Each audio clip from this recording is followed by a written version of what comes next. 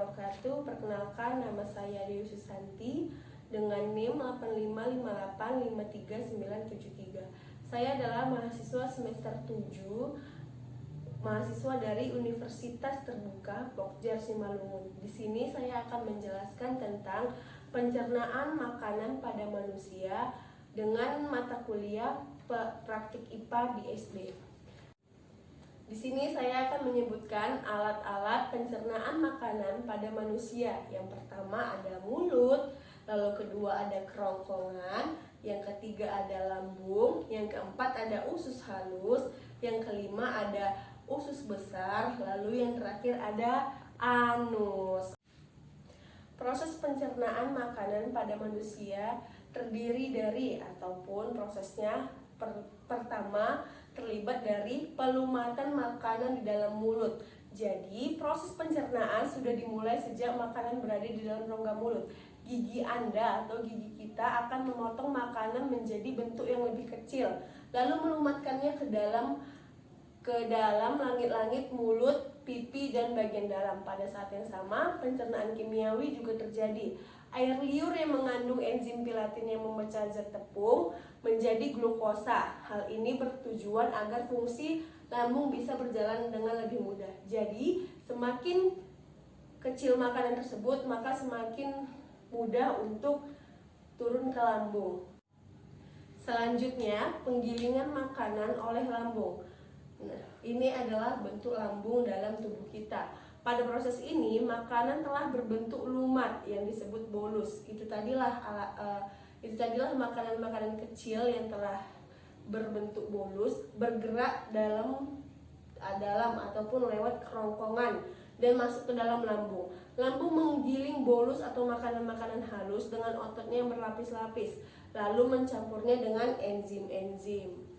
Lalu selanjutnya penyerapan zat gizi oleh usus halus. Ini adalah bentuk dalam usus halus. Setelah proses pencernaan dalam lambung selesai, makanan kini menjadi bubur halus yang disebut kim. Kim hanya perlu menunggu waktu pengosongan lambung yang sebelum akhirnya bergerak menuju usus halus. Untuk tahapan cerna selanjutnya, mendeteksi adanya makanan dalam usus halus. Kantong empedu berkontraksi untuk mengeluarkan cairan empedu. Cairan ini sebelumnya diproduksi oleh organ hati dengan fungsi menguraikan lemak pada makanan.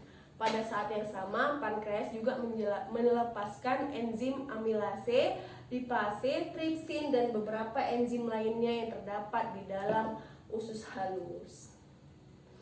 Lalu selanjutnya penyerapan air oleh usus besar. Proses pencernaan berlanjut dengan makanan bergerak menuju organ usus besar. Inilah tadi dia usus besar yang terdapat dalam tubuh kita.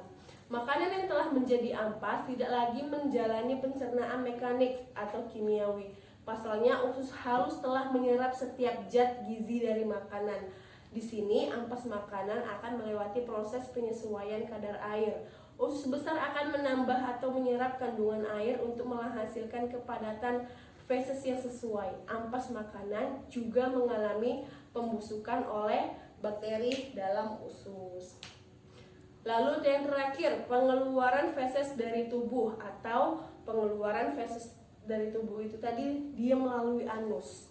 Feses dari usus besar kemudian bergerak menuju rektum. Sebelum Anda BAB, rektum akan menampung feses untuk sementara waktu. Begitu rektum penuh, barulah Anda merasakan sensasi mulas yang menandakan saatnya Anda BAB. Feses keluar melalui ujung saluran pencernaan yang disebut anus. Ini dia tadi anus.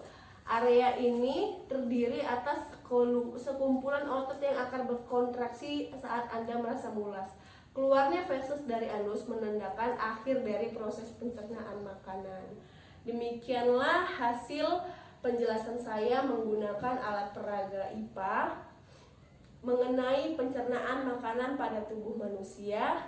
Saya akhiri, wabillahi wal taufiq wal hidayah. Wassalamualaikum warahmatullahi wabarakatuh.